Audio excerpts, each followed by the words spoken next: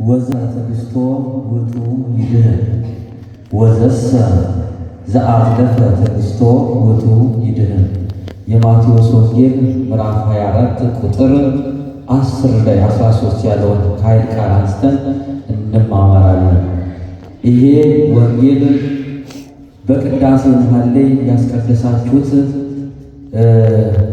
ሰምታችሁታል፣ ከዚህ በፊትም ታውቁታላችሁ። ዕለት ዕለት ግን ቃለ እግዚአብሔር አዲስ ስለሆነ ነው እንጂ ቅዳሴው፣ ማህሌቱ፣ ሰዓታቱ ሁሉ ነገሩ ወንጌል ነው፣ ወንጌል ነው። ስለዚህ እንደው ትንሽ ተባብለን እንሄዳለን። ወዘሰ ዘአዝለፈ ትዕግሥቶ ውእቱ ይድህን። እስከ መጨረሻ የሚጸና እሱ የተባረከ ነው፣ እሱ ይድናል ይላል የማቴዎስ ወንጌል ምዕራፍ 24 ቁጥር 13 ላይ። ይህንን ቃል የተናገረው አምላካችን መድኃኒታችን ኢየሱስ ክርስቶስ ነው። ይህን ቃል የተናገረው አምላካችን መድኃኒታችን ኢየሱስ ክርስቶስ የተናገረው የሚባል በዛ ጊዜ በነበሩት ለ12 ሐዋርያት ነው የነገራቸው። ዛሬ ለእናንተ ደግሞ ያገለግልናል። ቃሉ እስከ መጨረሻ ስለሚጸና ማለት ነው። እስከ መጨረሻ የሚጸና እሱ ይድናል ብሎ አምላካችን መድኃኒታችን ኢየሱስ ክርስቶስ ለሐዋርያት ነገራቸው። ሐዋርያት እግዚአብሔርን ኢየሱስ ክርስቶስን ጠይቀውት ነበር። ጥያቄ ጠይቀውት ነበረ። ምን ብለው ጠይቀውታል? የመምጫ ቀን መቼ ነው? አንተ የምትመጣበት ቀን መቼ ነው ብሎ ጥያቄ ጠይቀውት ነበረ።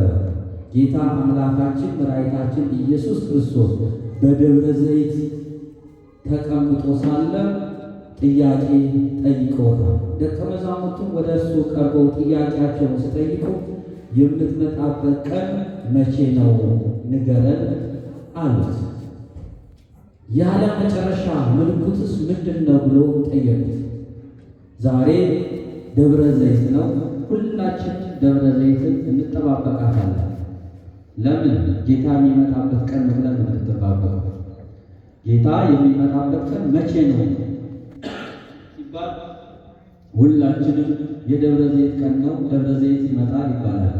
እና ጌታ ኢየሱስ ክርስቶስ ለደቀ መዛሙርቱ ሲነግራቸው የመምጣት ቀን ሲሉት ያለ መጨረሻ ምልክቱ ምንድን ነው ብለው ነው የጠየቁት። ኢየሱስም መልሶ እንዲህ አላቸው። ምን አላቸው? እንዲህ አላቸው፣ ማንም እንዳያስታችሁ ተጠንቀቁ። ብዙዎች እኔ ክርስቶስ ነኝ በማለት ይመጣሉ፣ ብዙዎችንም ያስታሉ። እውነት ሐሰት አልተደረገም፣ አልተፈጸመም፣ ተፈጽሟል። ይሄን አይተነዋል፣ ተረጋግጧል። ይሄ ጌታ የሚመጣበት ምልክቱ ነው። ነገራቸው፣ ተጠንቀቁ፣ ብዙዎችን እኔ ክርስቶስ ነኝ በማለት ብዙዎችን ያስታሉ፣ ተጠንቀቁ አላቸው። ከዛስ ምን አላቸው? ጦርንም የጦርን ወሬ ትሰማላችሁ። ይህ ሊሆን ግድ ነው። አልሰማንም? መቼ ነው የጦርነት ወሬ ሰማነው? እኛ ግን ጸንተን ተቀምጠናል። እኛ ግን ጸንተን ጠብቀነዋል፣ ተዘጋጅተናል። እስከ መጨረሻ የጸና እሱ ይድናል ያለው ጦርነቱን ረሃቡን እየሰማ ነው። ይሄ ሊሆን ግድ ነው አለ። ተጠንቀቁ አለ። ከዛስ ምን አለ? በኃይለ ቃል አትደንግጡ አለ። አትደንግጡ፣ ዳሩ ግን መጨረሻ ገና ነው። ጌታ ኢየሱስ ክርስቶስ ይህንን ለሐዋርያት ሲነግራቸው የሚመጣበትን ምልክት ነው። ጌታ የሚመጣበትን ምልክት ነው። ሕዝብ በሕዝብ ላይ ይነሳል፣ መንግስት በመንግስት ላይ ይነሳል። ረሃብ፣ ቸነፈር፣ የምድር መናወጥ በልዩ ልዩ ስፍራ ይሆናል። ተመልከቱት። አልተደረገም፣ ተደርጓል፣ ተናውጧል። የእኛም ኑሯችን፣ የእኛም ሰላማችን፣ የእኛም ፍቅራችን ተናውጧል። ነገር ግን የጸና ብቻ ይድናል። ይህ ሁሉ የምጥ መጀመሪያ ናቸው አለ። ይሄ የምጥ መጀመሪያ የምጥ መጀመሪያ ጦርነቱ ቸነፈሩ ሕዝብ በሕዝብ ላይ፣ መንግስት በመንግስት ላይ። ይሄ ሁሉ የምን መጀመሪያ ነው?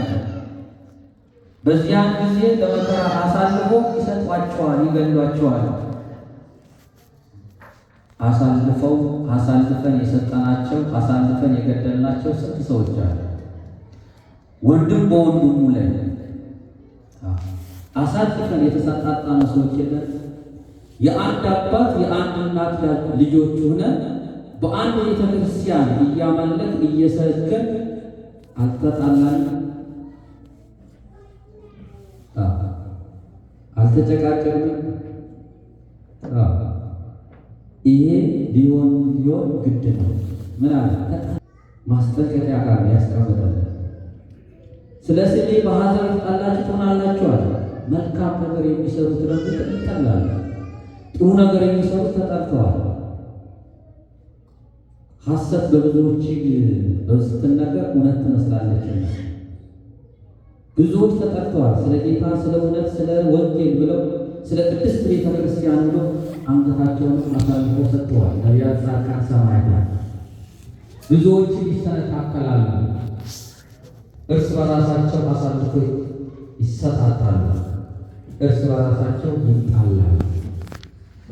ብዙ ሐሰተኞች ነቢያት ይነሳሉ። ከአመፃ ብዛት የተነሳ ፍቅር ትቀዘቅዛለች። ፍቅር ዛሬ በመካከላችን አለች። ፍቅር እንላለን አለች በመካከላችን። በጓደኛ መሃል፣ በትዳር በሀገር መሃል አለች። እንዴት ነው የምናመጣት? ሰው ከቤተ ክርስቲያን ርቋል፣ ከጸሎቱ ርቋል፣ ከቁርባኑ ርቋል። እንዴት አድርጎ ነው የሚጸናስ? እንዴት ነው? በቤተ ክርስቲያን የምንመላለሰው በዘልማድ አደረገ። ለምን በቃ ልምምድ አደረገ። ኃጢአትን ለምደነዋል፣ ልምምድ አደረገ። ይሄን እየለማመድነው ሲያሳድገን ስናድገው ደግሞ በቃ ጥሩ ነገር መስሎት እንቆጥረዋለን። ስለዚህ ይሄ ጌታችን መድኃኒታችን ኢየሱስ ክርስቶስ የሚመጣበትን ቀን ሲያስቀምጥልን እሱ እስከ መጨረሻ የሚጸና እሱ ይድናል። ይህ እስከ መጨረሻ ይህንን አልፈን መከራው ትዕግስቱ እስከ መጨረሻ የሚጸና እሱ ይድናል። የእግዚአብሔር የሚመጣበት ቀን ደጃፋችን ነው ያለ። እንደገና ዛሬ 8ኛው ሺህ እንደገና 8ኛው ሺህ በእያንዳንዳችን ቤት መጥቷል። ክርስቶስ ያልመጣበት የለም። የሰው ልጅ ክርስቶስ የሚመጣው ከዚህ ዓለም ስንለይ ነው። ሰው ከዚህ የተለየ አለ እንዴ? ሰው በየቤቱ ያላረፈበት እናት አባቱ ወንድሙ ያልቀበረ ሰው የለም። የክርስቶስ ወጣት እኮ ነው። ግን ምን እናድርግ? መጽናት አለብን። ጸንተን መጠበቅ አለብን። በ40ና በ80 ቀን የወሰድናትን መንፈስ ቅዱስን ማሳደግ አለብን እስከ መጨረሻው ድረስ። ሕፃን ልጅ እስከ 7 ዓመት ሲያድግ ማንም ሰው ክፉ ነው የሚለው ሰው የለም። ለምን? ክፉ ነው፣ ኃጢአተኛ ነው፣ በደለኛ ነው ብለን አንተ ሰው አንጠላዋል። እስከነ ንፍጡ እስከነ እንትኑ እንሰማዋለን፣ እቅፍ እናደርገዋለን። ለምን? ጸጋ መንፈስ ቅዱስ ስላለ።